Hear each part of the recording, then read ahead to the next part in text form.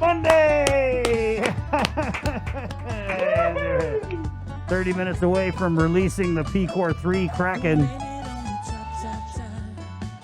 But like I said, I felt like we were already in P-Core 12 this whole time. Because that was the weirdest P-Core 1. And I know if you're a fan of the show, if you're an avid listener, you guys know that we were saying this is P-Core fun, not P-Core 1. Right? I mean, I'm just saying, like, don't set a bunch of rules for us to follow and a process to get us out of, you know, the lockdown and then throw it out the window on a whim. You know what I mean? You can't be like, hey, P-Core 1, you can't do this, can't do this, you can't do that. And then it's like, P-Core 1, you can do this. I mean, I'm sitting here saying you can't do that, but you did it, and it's done. So, anyway, 7:31. We'll bring on Senator Chris Duenas in the KUAM News Zoom room. Good morning, Senator. Fidei, good morning, Chris, Bree, Jason, and the KUAM team on the link.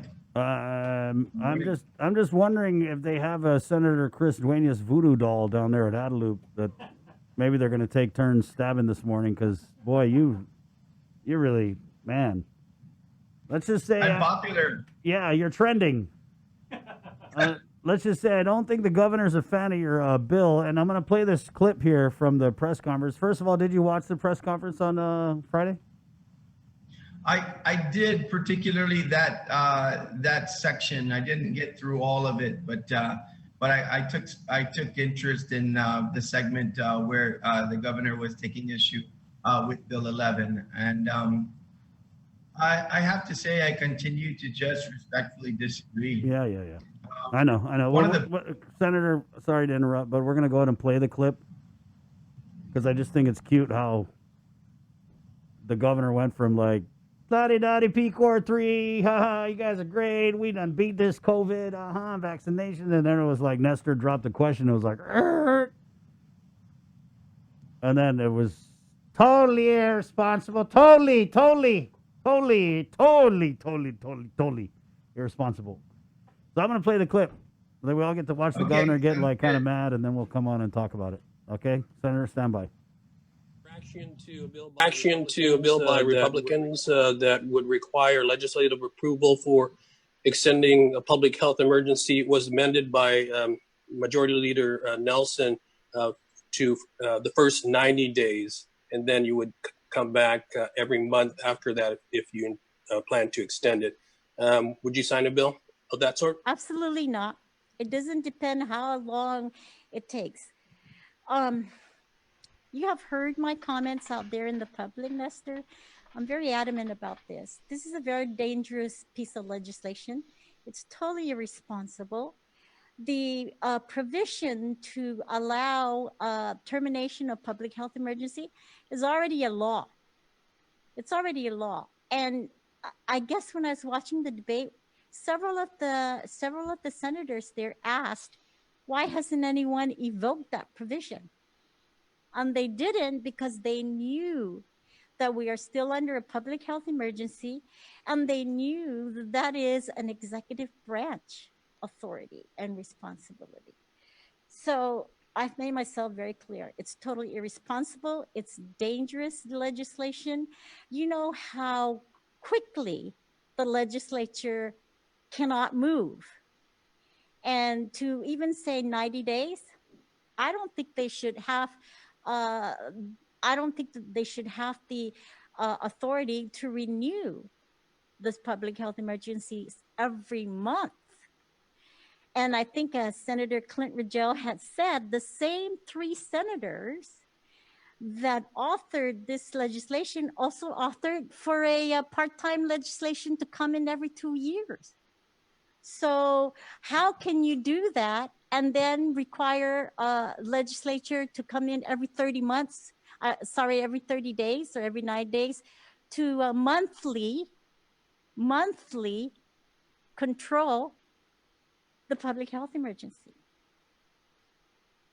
It's just totally, again, totally irresponsible. And really quickly, Governor, do you intend to continue these monthly public health emergency declarations for the foreseeable future? Well, I will continue doing it as long as I think it's necessary. And, again, guided by advice from the medical community, from the science community, from data and what's going on around, because we are very much impacted by what's going on around our island. I also want to say, Nestor, that in order for us to get these financial aid, we have to be a declared public health emergency.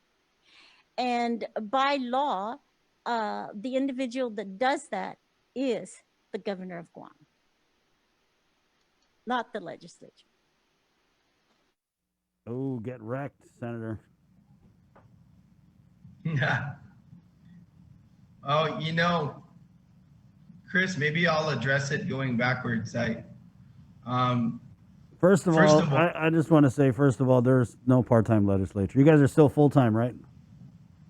Well, if we go with that one, then Chris, I kind of chuckle a little bit because people thought that the legislature wasn't even in existence for a while there in the 35th Guam legislature. That was a full-time legislature, and it took protests in order to be able to get them to start moving on some initiatives. So I was really perplexed because my good friend from Moleso was in that legislature. The other thing is, to be clear, the part-time legislature proposal meets every year, not every 2 years. They meet 2 30-day sessions, and one is for budgetary reasons. The other is for bills and confirmations. And nothing in the part-time legislation changes the structure of the legislature for the speaker to call the legislature into session, or for the governor to be able to call the legislature into session. So I think that's a really unrelated argument. I mean, I think she just brought it up to muddy the water. So you're sitting here talking about a part-time legislature when the real issue is, should you guys be able to end or extend public health emergencies?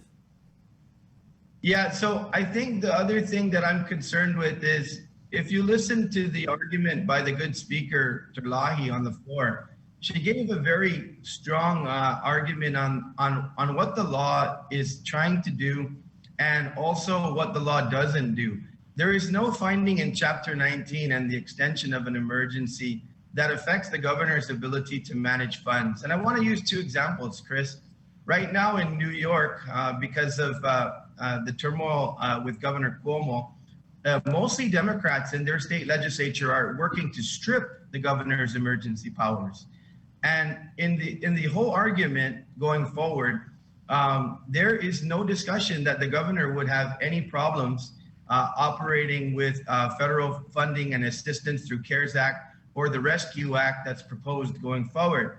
In Michigan, Governor Whitmer was shot down twice in the state Supreme Court.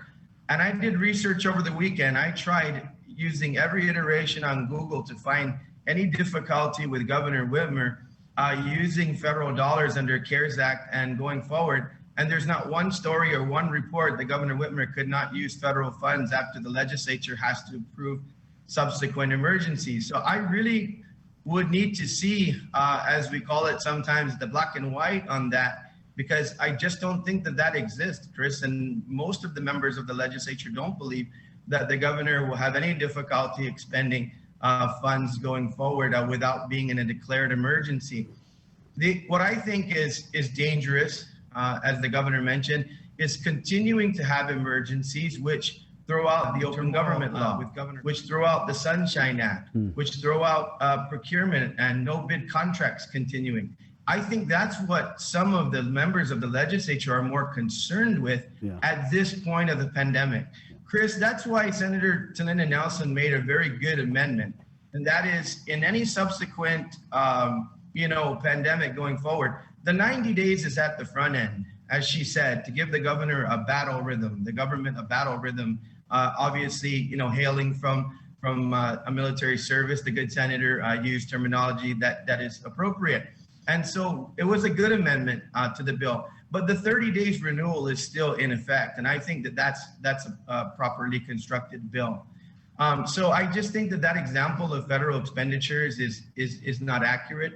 And I think that the more dangerous situation is the continuance of emergency for the purposes of expending funds without any oversight. Yeah, because there's a lot going on, and you guys haven't really been, I think, and probably a lot of people would agree with me, you guys haven't been really exercising your oversight authority. I mean, not just in this term, but, you know, in the last one. I know you just got started.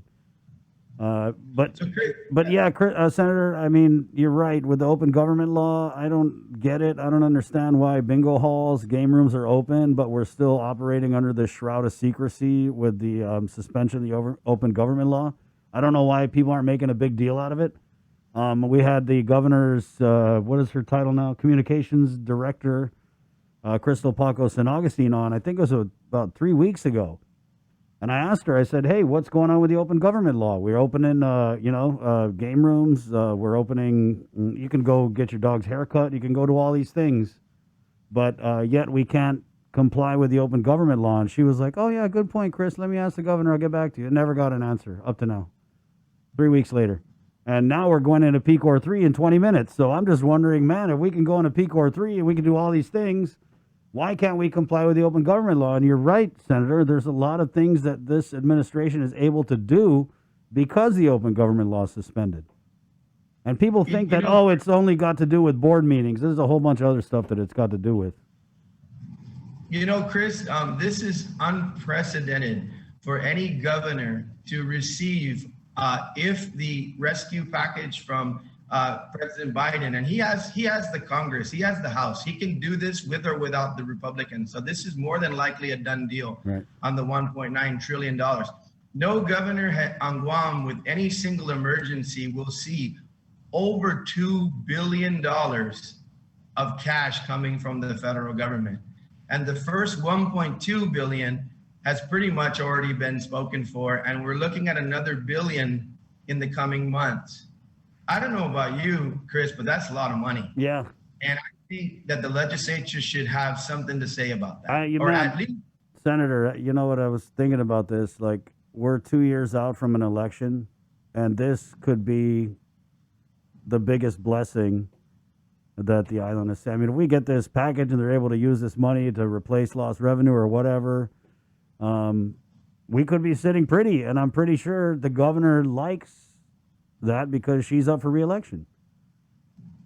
And so on this note with the money, right? So we saw with the CARES Act funds, the governor basically told the legislature, you have no authority over this money. Uncle Sam gave me this money. You can't tell me how to spend this money. I mean, I'll do a report or whatever, but the legislature can't appropriate it unless it's for, you know, the governor's pet senators. So how are you guys in the legislature going to assure that when the governor, if this happens and she gets the $600 million or whatever, how are you guys going to exercise any type of, involvement, oversight, anything with that money when the precedent has already been set by the previous legislature that, oh, that's the governor's money, we can't touch it, we don't have a say? Well, Chris, I think what's important here is, once again, to hail back to Speaker Terlahi's testimony on the floor, is that we want to at least be a part of the decision on who will and who will not be helped with this next rescue package. And I don't think for a minute that the legislature wants to, command the governor on the expenditures and gum up the works, but we want to have oversight and at least have our people to be able to share. I have to say, Chris, I'm starting to think that that's really what is at play here. That if the legislature has to approve an emergency and all of the doing away with the safeguards such as the open government law and other procurement requirements, that is I think the problematic issue here, and that meets with a great deal of disappointment to me. So I really think that I don't think anybody wants to micromanage the governor and those funds. I think it's a matter of exactly how it was stated, to make sure that this bill really tries to do two things. It tries to give the legislature and the people a voice in the process, those who have been displaced and feel like they have been treated in a manner that is not fair. The second is to ensure that the people of Guam get the best possible value out of billions of dollars coming from the federal government. I just don't think that's too much to ask. Let me give you one example as well, Chris. Still haven't seen a report. I remember there was an oversight in the last legislature on the procurement debacle over there at the Pacific Star. In the event that that single event would not be covered by the federal dollars, guess who pays for that? Me and you, Chris, and Jason, and Sabrina, and all the taxpayers in Guam. And yeah, who's ever in the studio, Chris, and all the people of Guam. And that's the importance. That really is the importance. That was also in the testimony of one of the members on the floor, that in the event that there are question costs and non-allowed costs going forward, it is the people of Guam and the taxpayers of Guam who will make up the difference. The other thing is, a lot of this revenue has the ability to not only generate tax dollars through sales and other distributions, but it also has the ability to levelize our general fund budget. So we as the legislature have to know what is going to be taken care of with federal dollars, that we can really concentrate on passing a balanced budget that's reflective of any savings we can pass on to the people of Guam. And so it's not as simple to dismiss, because this is the legislature's role. The legislature has so much of a role in terms of what is not a direct executive. And then I think I would finish with this, Chris. The discussion on the powers given. The powers given under this bill, the authority given under the original law crafted 20 years ago. Yeah, and Senator, before you wrap, I want to ask you about that, because that's one of the points the governor brought up, and it's brought up a lot, is that they say, oh, this is already a law. If you guys wanted to end the public health emergency, you can just do it because there's already a law in place. So once again, Chris, I just don't think that type of a statement is in the spirit of working together and collegiality. Because how can you say on one hand, the legislature hasn't come in and shut down the emergency, which the law allows them to do, and then on the other hand say, if you do this, all the money's going to stop from the federal government because I don't have the authority to spend it under emergency? That's irresponsible. I mentioned earlier in this interview, Chris, I want to see the black and white on that, because I would not work to end an emergency knowing the possibility that it's going to shut off federal funds. Maybe we would modify the emergency just like it's being done by executive order. So I think once again, to use the phrase that I used last time, I think to play chicken is just not good governance. And I don't think that, and to say we know, it's just the opposite. It's because we don't know.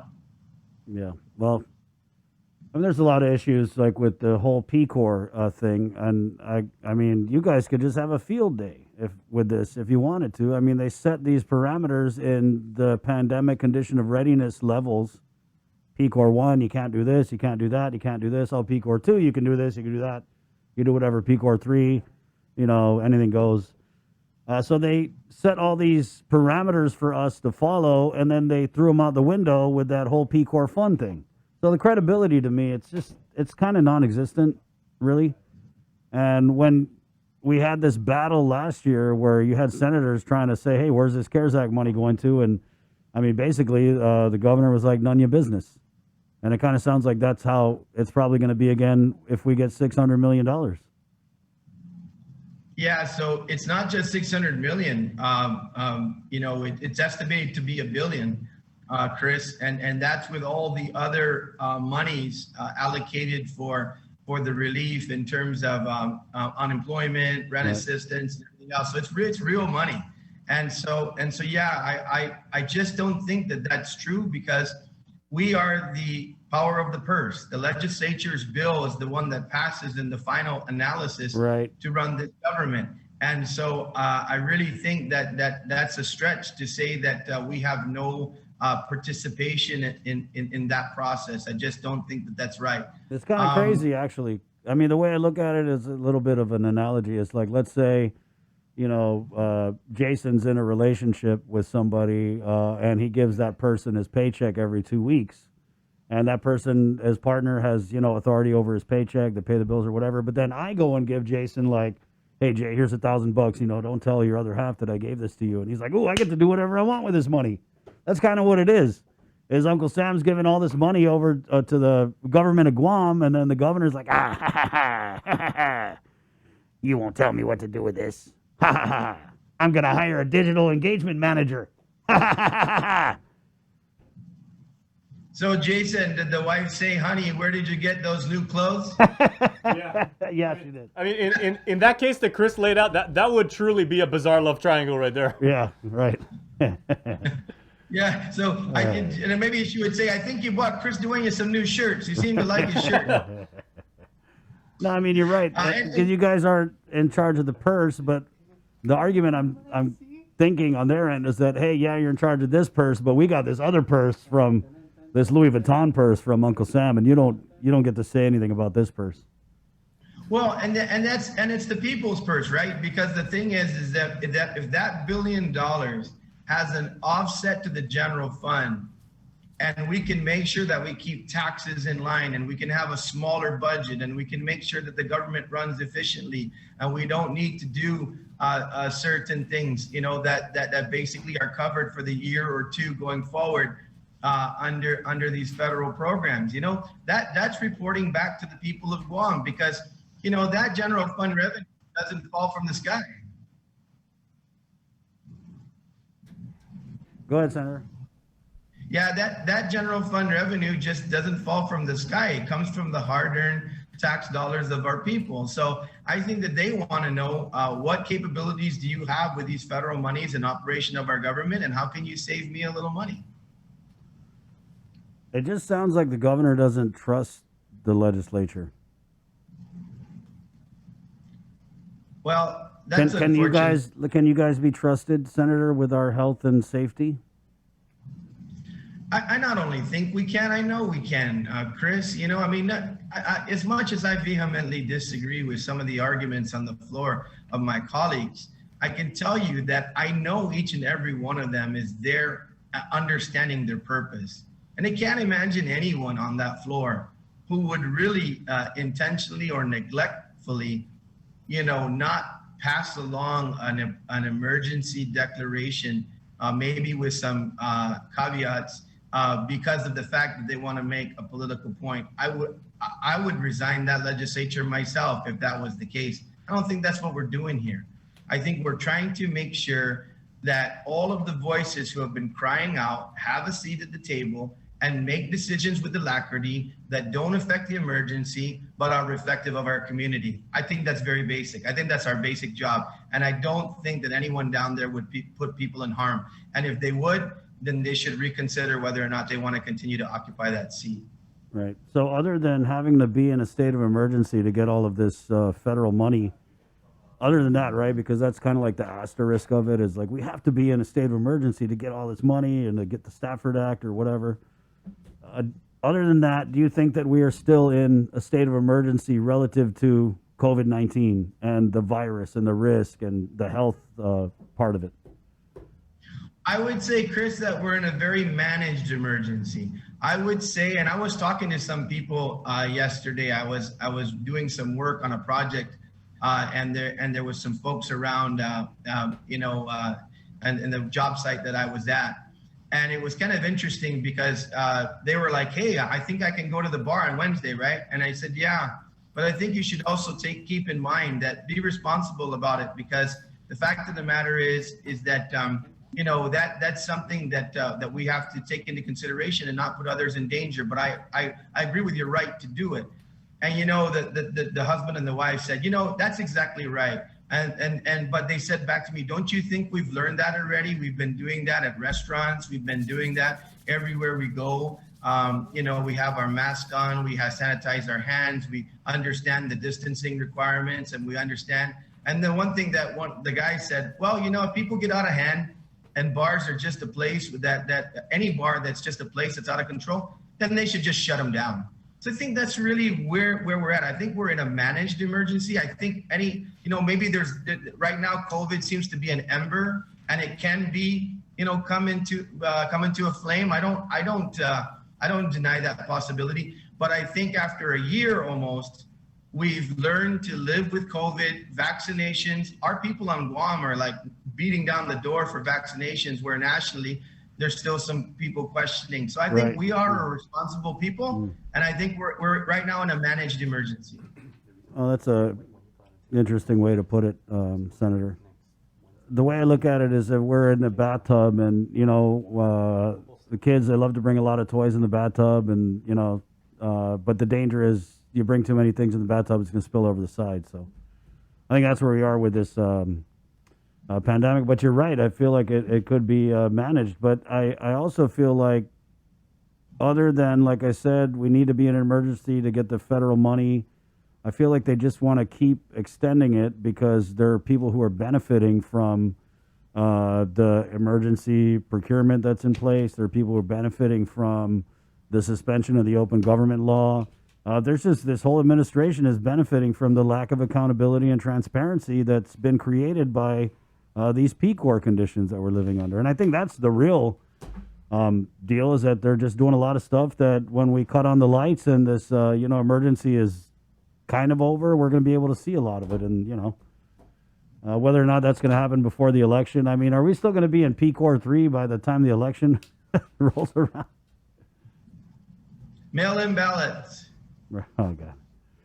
Well, Senator, so given that the governor pretty much took a big crap on your bill in public at the press conference Friday, that was almost like a dog whistle to all of our senators. I mean, dog whistle is not even the right metaphor. It was pretty blaring siren to her people down in the legislature. Hey, if you guys vote for this, you're cut. How much support do you anticipate for this measure moving forward now that the governor is, I mean, we knew how she felt about it. And it was also interesting that there was written testimony. I wanted to ask you about this. There was written testimony on the Department of Public Health letterhead, and it was basically saying that your bill sucks. It's going to kill everybody. It's dangerous. And then at the end, there was just a bunch of slots for like people to sign off on it, right? Did you see this written testimony? I did, Chris. Yeah. And so, but not all of the slots were signed off on, which I thought was interesting. So they had this whole, we hate your bill, and then it was like Arts and Augustine, and then they had a slot for like chief of police, and I want to say it was like the whole cabinet, or at least most of the agencies that are quote unquote responding to the pandemic. But what did you make of that testimony, and what did you make of the fact that it wasn't signed off on by some key people that were listed on the signature lines? Yeah, I thought the latter of your statement was very curious as well, and I'd rather address the body of the letter. Chris, we've both been around this process for a while. It really was simply just the talking points, and so if I would have saw something that jumped off the paper to me that really became alarming. But it was the same talking points for those who oppose this bill, and I feel for those individuals because they work at the pleasure of the governor, and if you work for the governor, you are in line with the governor's position. Otherwise, you get to spend a lot of time with your family. So the thing is that I think that letters coming out of that nature that don't really add anything other than the talking points, then I think it's just a reinforcement of the governor's position. So I didn't see anything in there that jumped out at me. What I find interesting was just 2 weeks ago, while this bill was being heard and kind of the fire was starting to engulf, there was a 2-hour oversight with public health, and I thought they were just incredible. They had all hands on board, and this was via Zoom, not at the legislature, right, using all the technologies. They had all of their people there. They answered 2 hours of questions, and I think they came out with some unique things to do with regard to vaccinations and some expansions and some things that they could do better by suggestions of the legislature. And also, it was a very cordial 2-hour meeting with a bunch of information. So I continue to believe in our rank and file. I continue to believe in those that we voted for confirmation that they can handle their job and that they could handle it if they had to come to the legislature and provide information under oath. Well, there you go. Anything else in closing, Senator? I just hope that, we get a favorable vote today. I just hope that, that those that are truly What's it looking convicted- like, though? What's it looking like? Well, I'm just going off the testimony on the floor, Yeah. and it looks very favorable. I Like what? think. I Like think that the 8-7 bill or? pass. I think that the bill has the votes to pass. I'm hoping and praying. I'm not sure that it's going to get to the veto-proof pass. It might not matter. It would probably be vetoed anyways. But I think that if it at least if it passes, it will be in the folder of the legislature for the term of this session, and I think that will be equally as important. But I'm just going to say that I'm encouraged by the testimony, and I'm going to use that as my basis of saying that the probability of passing is good. But I'm not sure that we would get to the 10 plus. That would be even better, but we'll see what happens. Right. Yeah, and I just want to say that I'm not here to hate on the administration or the governor. I think that they deserve to be commended in some ways and to be mildly praised in others for doing their part to get us where we are today. But I really think the lion's share of the credit goes to the people of Guam, right? Because there was just some stupid decisions that came out of this administration during the height of the surges in the pandemic that we were just all like, what the hell? So it really, I think it fell on the people to do what we got to do. And so while, we have these press conferences and Lou and Josh fall all over themselves, taking up all the credit, I don't think enough is given to the people of Guam. But that being said, I also want to say that the governor, because of that strong executive leadership or whatever, I mean, sure, we could have seen more people die. But I think we made it through the woods, and now it's time to let some other people hold the reins, and hopefully in the next emergency with other people holding the reins instead of just, Madam Governor galloping us off into the sunset, that maybe we could see some better decisions. I mean, that's all I see here is that the more hands on the table, I mean, we elect a governor, we elect a lieutenant governor, but we also elect a whole damn legislature. Why? To lead. And for the senators to just be totally cut out of the equation, for the governor to still be talking like she's the only one that can call the shots, should call the shots, can be trusted to call the shots, totally disagree with that part. Yeah, Chris, I couldn't have summed it up any better, and that's the sensibility that I'm hoping will descend on today's vote, and see the wisdom in this process, and so we'll see where it goes. But yeah, I think you and many of that praise, to include myself, was a huge part of our testimony on the floor. It was not a take to task environment. It was a, man, you guys did a good job. Now we want to help. Yeah. Totally, and that's what I think with the governor. She just gets so triggered when you even hint that she could have done something better. I mean, we've seen it. That's why she doesn't have a lot of press conferences, because the media's like, hey, what about this one? And then she's like, totally irresponsible. Totally. So I get it that, maybe she thinks like, oh my God, they're saying that I suck or I didn't do a good job. Well, not saying that. We're just saying the table has a lot of chairs and you can't be the only one sitting at it. Whether you're Republican or Democrat, I don't even care if you're Republican or Democrat. It doesn't matter to me. I'm just saying that more voices need to be involved in the process the next time around. We can't go back, right? But we can go forward. So hopefully we will. Thanks, Senator. Absolutely, Chris. And once again, thank you for this opportunity. I always enjoy your show and the ability to talk to the people of Guam. Yeah, of course. Take it easy. Break a leg. Good luck. Okay, viva. 804. Yeah, I mean, and to me, it's just unfortunate that, they're shooting the messenger on this thing, and he happens to be a Republican senator because, like I said, I don't think it's a Republican-Democrat issue. I think we do have good minds on both sides of the aisle. So, well, you know what? How many totalies was that, Joe? That you rattled off? It was 3. No, in the press conference, it was 3. It seemed like way more, though, right? I mean, if it was a cartoon, she would have had the smoke coming out of her ears. She just reminds me of some of my mean aunties when they get mad and then just like, you're like, oh, shoot. Oh, damn, Nestor. Why'd you ask her that question, Nestor? I want to play it again. Can we play it again? Yeah, let's go. Shoot. I'm gonna But play. you know what though? What's up? You know what we are in right now? We As are of in 4 P minutes Core ago. 3. Ooh, it's P Core 3. Everybody take off your mask. Guys, take off your mask. Whoa, Come on, whoa, guys. whoa, wait. Jason, burn your face shield. No. Let's go have a mask burning. I'm just kidding, guys. This is sarcasm, boys and girls. You know I'm not that guy. I'm like the stay home guy. Okay, wash your hands, wear your mask. That's the guy. But I wouldn't be surprised if they had some of these like Hell's Angels people had like a whole mask burning. Isn't that kind of funny to imagine? Like we're gathered here just to burn the mask. Oh God. Okay. Anyway, it's 8:06. We're KUAM-FM. I got any Guam. Yeah, I want to play this again. I just get a kick out of it, and